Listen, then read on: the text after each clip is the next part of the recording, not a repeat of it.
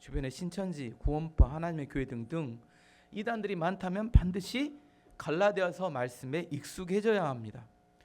이단들에 속아 넘어가는 분들이 꼭 하는 말이 있습니다. 저는 잘 몰랐어요. 잘 모르는 것이 죄입니다. 뭐가 죄라고요? 잘 모르는 게 죄입니다. 하나님께서 우리 가운데 성경 말씀을 주신 이유는 말씀을 읽고 묵상하고 암송해서 잘 알라고 주신 건데 나는 잘 몰랐어요. 이렇게 말하는 것은 모르는 게 죄라는 걸 알아야 합니다. 지난주 설교에 노예 선생님 파이다고고스에 대해서 말씀드렸어요.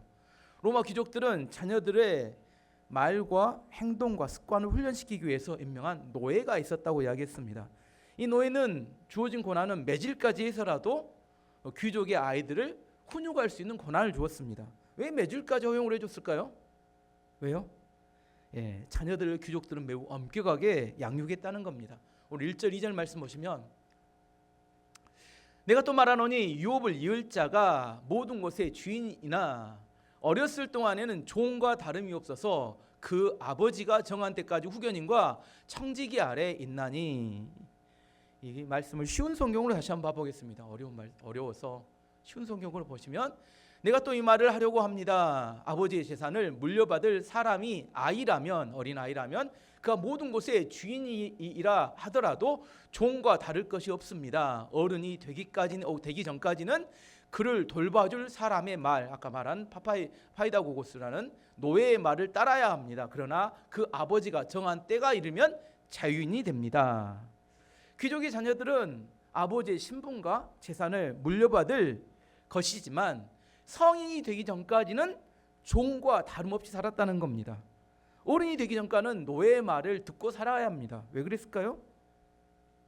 그때까지는 훈련을 받아야 되기 때문에 귀족으로서 충분히 자기 삶을 살 수 있는 훈련을 받게 하기 위해서 언제까지?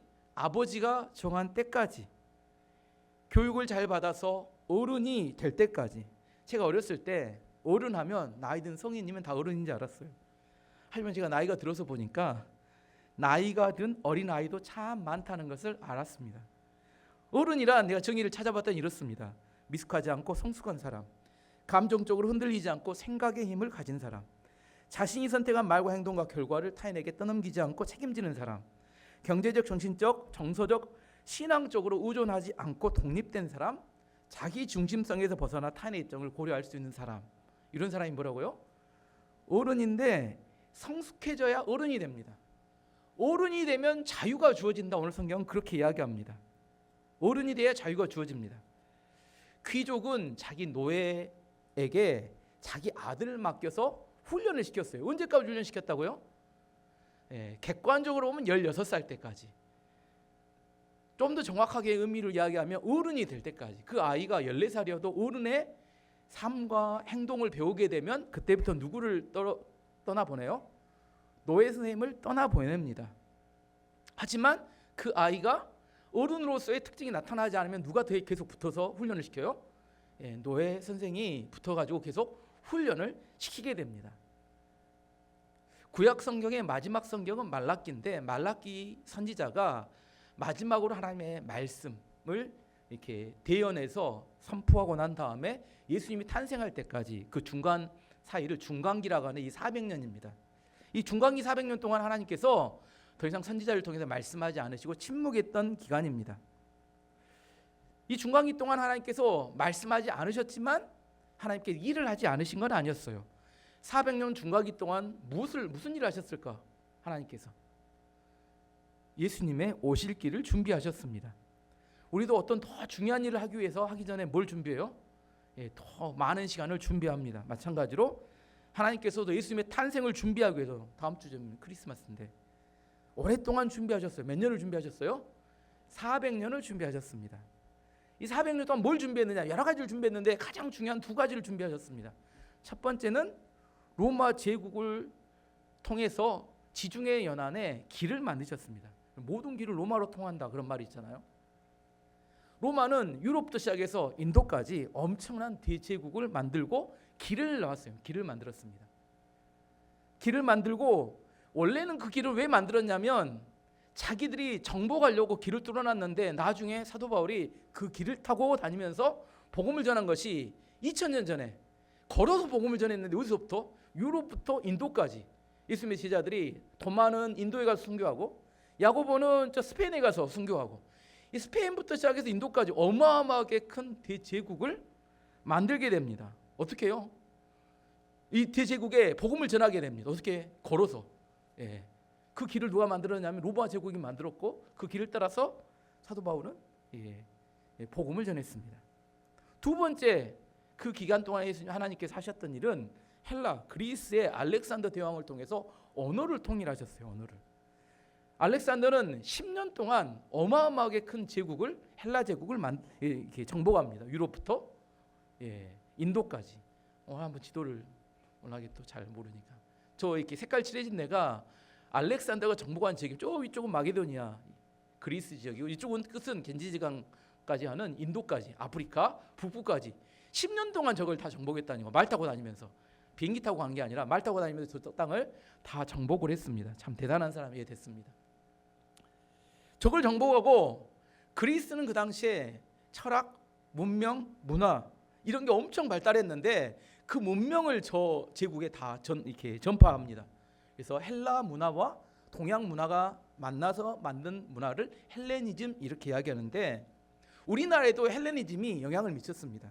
예를 들어보면 절에 가면 석가모니 불상 있죠. 이 불상의 얼굴이 어느 나라 사람 같으시던가요? 가서 봐보면 한국 사람 아니죠. 중국 사람도 아닙니다. 인도 사람도 아니에요. 그리스 사람 얼굴, 그리스 사람. 이목구비가 뚜렷한 서양인의 얼굴을 하고 있어요. 왜 그랬을까요? 원래 그 알렉산더가 이렇게 인도까지 정복하기 전에는 불교에는 불상이 없었대요. 근데 여러분 그 이렇게 미술 시간에 뭐 이렇게 대상 이렇게 뭐 그릴 때 뭐 이렇게 상 아그리빠상 이렇게 놓고 그리잖아요. 그런 상을 만드는 문화는 그리스 문화입니다. 근데 그리스 문화가 불교와 만나면서 불상을 만들었는데 얼굴을 그려놨는데 누구 얼굴을 그려놨어요? 그리스 사람 얼굴로 이렇게 불상을 만들었습니다. 아시겠죠? 그게 우리나라까지 흘러 들어와서 불상이 그리스 서양 얼굴이 된 겁니다. 어쨌든 여러 가지 문화를 전 세계에 퍼뜨렸는데 알렉산더가 그 중에 가장 중요한 게 언어를 통일했다는 거. 이게 참 대단한 일인데 아까 그 큰 제국을 만들고 난 다음에 힘이 있으니까 야 너희들 전부 다 헬라어 써. 우리나라 말 써.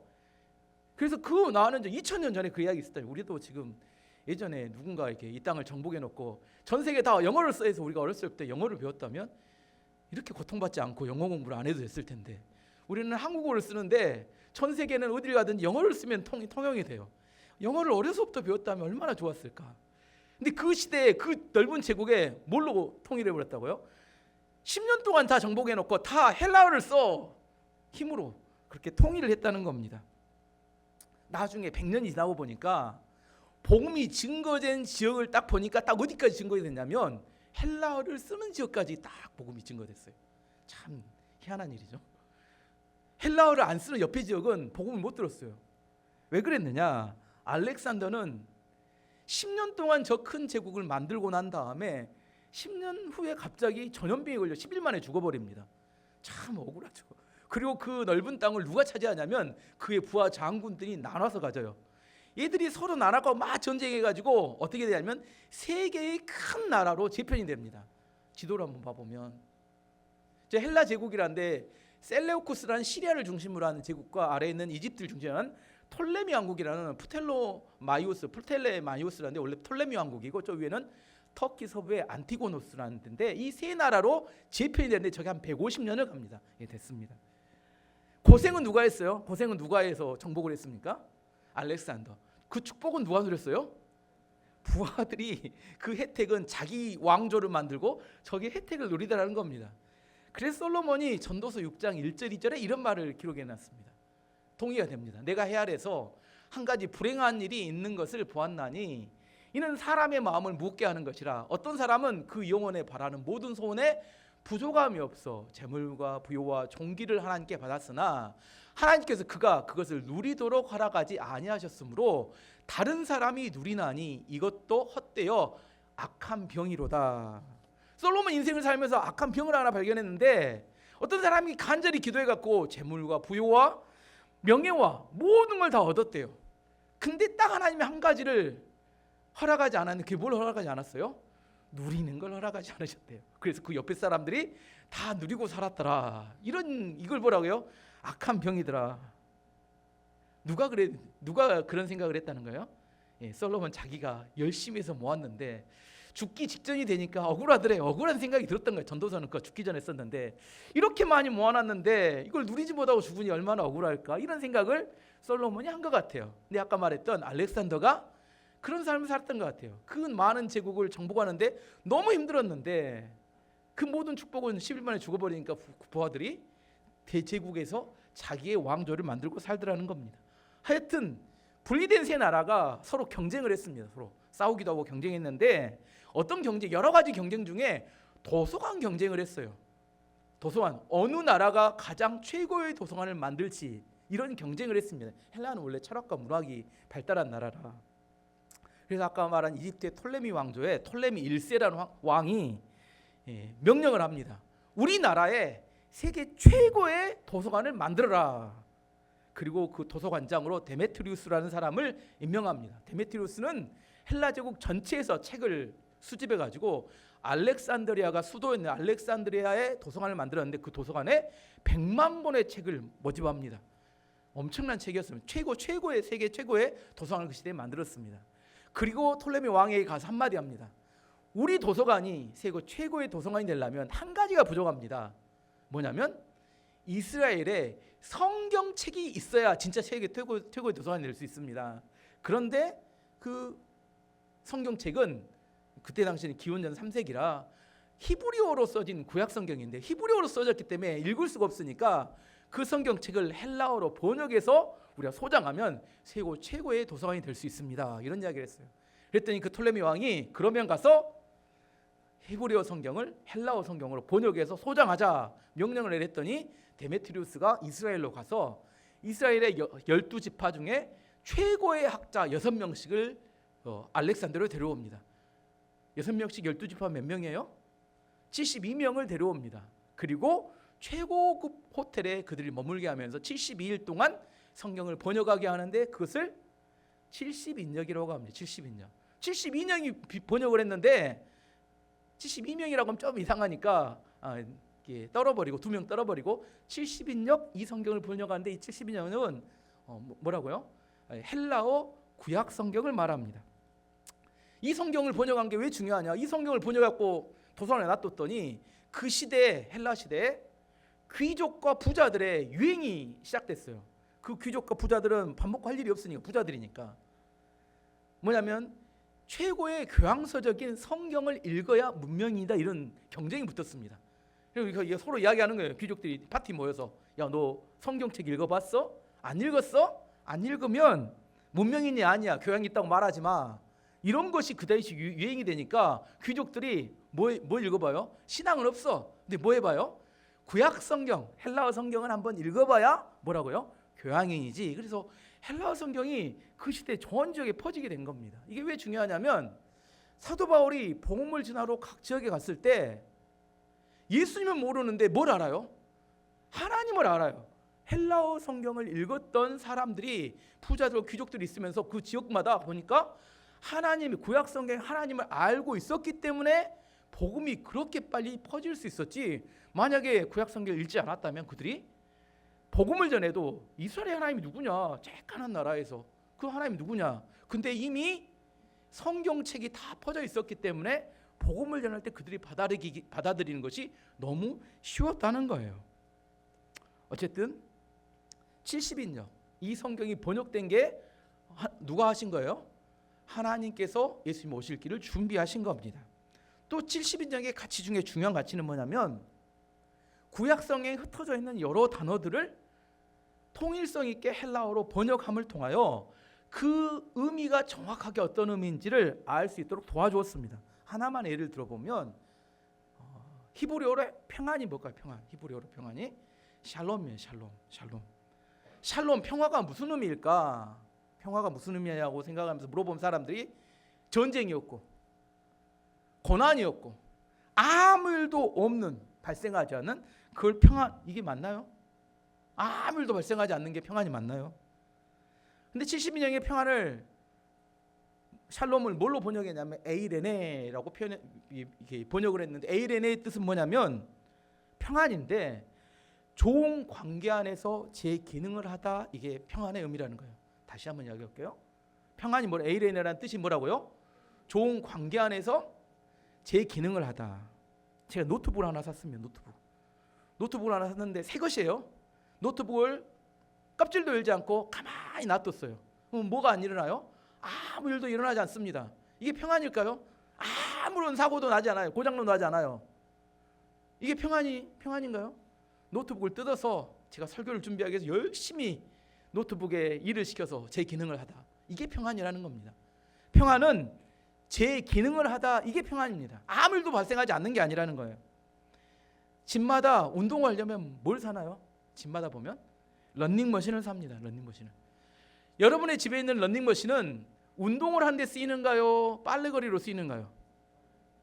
대부분의 집에 러닝머신은 빨래거리로 쓰입니다. 빨래거리로 쓰는 러닝머신은 평안이 아니라는 거예요. 평안은 뭐라고요? 제 기능을 하여 생명이 성장하고 자라다, 이런 의미는 생명이 성장하고 자라다. 러닝머신은 운동할 때 써야 평안한 겁니다. 자, 다른 예를 들어서 여러분의 자녀들이 평안하다, 이게 무슨 말일까요? 평안하다, 아무 일도 없다, 이런 이야기인가요? 공부도 안 하고 일도 안 하고 방에 틀에박혀서 게임만 하고 만화만 보고 시간만 보낸다, 이게 평안인가? 아니면 좋은 대학에 가기 위해서 열심히 공부하고 건강하기 위해서 열심히 운동하고 부모님을 도와서 열심히 일을 하고 설거지하고 청소하고, 어느 게 평안인가요? 어느 게 평안이에요? 아무 일도 일어나지 않는다, 이게 평안인가요? 아니면 제 기능을 한다, 이게 평안인가요? 평안이란 제 기능을 하여 생명이 자라고 성장하는 것을 평안이라고 합니다. 그러면 성도들의 평안은 뭘까요? 성도들이 평안하다, 예배도 안 드리고 기도도 안 하고 말씀도 안 읽고 섬기지도 않고, 이게 평안인가요? 하나님과 올바른 관계 안에서 하나님 백성으로서 제 기능을 하는 것이 평안인가요? 요한복음 14장 27절은 성도들이 매우 좋아하는 말씀입니다. 평안을 너에게 끼치노니 곧 나의 평안을 너에게 주노라. 내가 너에게 주는 것은 세상이 주는 것과 같이 아니하니라. 너희는 마음에 근심하지도 말고 두려워하지도 말라. 여기서 말하는 평안은 아까 에이레네라는 단어입니다. 하나님과 올바른 관계 안에서 제 기능을 하다, 이게 평안이라는 거예요. 하나님과 올바른 관계 안에 있지 않고 제 기능을 하지 않으면 평안하지 않는 겁니다. 아무 일도 일어나지 않는다, 어디 가면 그래요? 동독묘지 가면 아무 일도 일어나지 않습니다. 관 안에 들어가면 아무 일도 일어나지 않아요. 근데 그걸 평안이라고 하지 않고 죽었다고 이야기하죠. 평안은 하나님과의 올바른 관계 안에서 제 기능을 하는 걸 말합니다.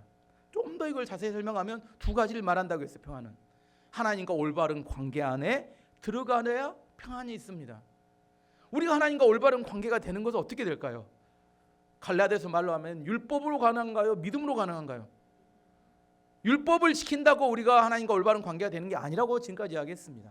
우리는 예수 그리스도를 믿음으로 하나님과의 올바른 관계 안으로 들어갈 수 있습니다. 3절에서 5절까지 말씀 보시면, 이와 같이 우리도 어렸을 때에 이 세상 초고등 학문 아래에 있어서 종로로 다녔더니 때가 차면 하나님이 그 아들을 보내사 여자에게서 나게 하시고, 율법 아래 나게 하신 것은 율법 아래 있는 자들을 속량하시고 우리로 아들의 명분을 얻게 하려 하심이라. 예수님을 믿음으로 하나님의 아들이 되는 것이 하나님과 올바른 관계 안에 있는 겁니다. 내가 종으로 있는 건 하나님과 올바른 관계 안에 있는 게 아니에요. 율법을 지키는 종이 아니라 예수 그리스도를 믿음으로 하나님과의 올바른, 하나님의 아들이 되는 게 하나님 올바른 관계 안에 있는 겁니다. 하나님과의 아들과의 하나님의 아들의 올바른 관계가 될 때 하나님의 구원, 하나님의 유산, 하나님의 평안이 우리에게 주어집니다. 제가 제 재산과 제 유산을 누구에게 물려줄까요? 우리 집에 있는 세 자녀, 옆집에 있는 아이, 누구에게 물려줄까요? 누구에게 물려줘요? 당연히 제 세 자녀에게 물려주죠.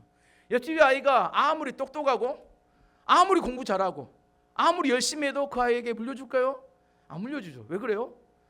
제 세 자녀가 저와 아버지와 자녀의 관계 안에 있기 때문에 자녀에게 물려주는 겁니다. 맞나요? 6절 7절이 그걸 이야기합니다. 6절 7절 말씀을 읽어보면, 너희가 아들이므로 하나님이 그의 아들의 영을 우리 마음 가운데 보내사 아빠 아버지라 부르게 하셨느니라. 그러므로 내가 이후로는 종이 아니요 아들이니 아들이면 하나님으로 말미암아 유업을 받을 자니라. 이것도 어려우니까 쉬운 성경으로 다시 한번 봐보겠습니다. 여러분은 하나님의 자녀입니다. 그래서 하나님께서 그의 아들의 영을 여러분 마음에 보내주셔서 여러분이 하나님을 아버지, 사랑하는 아버지라 부를 수 있게 하셨습니다. 여러분은 이제 종이 아니라 하나님의 자녀입니다. 여러분이 하나님의 자녀가 되었으므로 하나님께서 여러분에게 유업을 주실 것입니다. 여러분 하나님의 자녀입니다. 관계가 먼저 중요합니다. 하나님의 자녀가 되었는지 안 되었는지를 중요하게 구분하는 기준점이 뭐냐면 하나님의 영 성령을 받은 자가 하나님의 자녀라고 이야기합니다. 성령을 받은 사람, 하나님의 영이 임한 사람은 하나님을 뭐라고 부르냐면 아빠, 아버지, 사랑하는 아버지 이렇게 부른다는 거예요. 억지로 부르는 게 아닙니다. 내가 하나님을 느낄 때 뭘로 느껴요? 어떻게 느낀다고요? 아버지로 내가 느끼는 겁니다. 이것은 억지가 아니라 이렇게 한다고 해서 그게 자녀가 되는 게 아니에요. 내가 하나님을 아버지로 느껴지고 아빠라고 부를 만큼 친근하게 느껴지는 것이 성령이 우리 안에 들어와서 역사하는 역사라는 겁니다. 하나님의 아버지로 믿어지는 거예요. 내가 아버지 아들이 되려고 하는 게 아니라 여러분이 태어났을 때 아버지 아들이 됐나요? 아니요, 아들로 태어났나요? 아들로 태어난 거 똑같은 거예요. 하나님이 내가 아들로 믿어지는 겁니다. 그래서 하나님을 아버지라고 부르게 된다는 거예요. 종은 주인을 신뢰하지 못합니다. 믿지 못해요. 종은 눈치를 보며 살아갑니다. 인정받기 위해서는 잘해야 합니다. 종은 유업을 받지 못합니다. 아들이 믿음으로 그 아버지와의 관계 안에서 유업을 받게 되고 평안을 누리게 됩니다. 우리가 평안, 구원, 복을 받기 위해서 하나님의 종이 아니라 하나님의 자녀가 되는 관계 안에 머물러야 됩니다. 평안을 누리기 위한 첫 번째 조건은 뭐냐면 올바른 관계 안에 있어야 한다는 겁니다. 관계 밖에 있는 사람에게는 구원이 임하지 않습니다. 두 번째는 제 기능을 해야 유업을 받을 수 있고 유업은 평안 구원이라고 했습니다. 제 자녀예요. 근데 공부도 안 해, 신앙생활도 제대로 안 해, 맨날 사고만 칩니다. 제가 유산을 물려줄 거예요, 안 물려줄 거예요? 안 물려주죠. 사랑하기 때문에. 사랑하기 때문에 뒤로 미루게 됩니다. 줄 것을.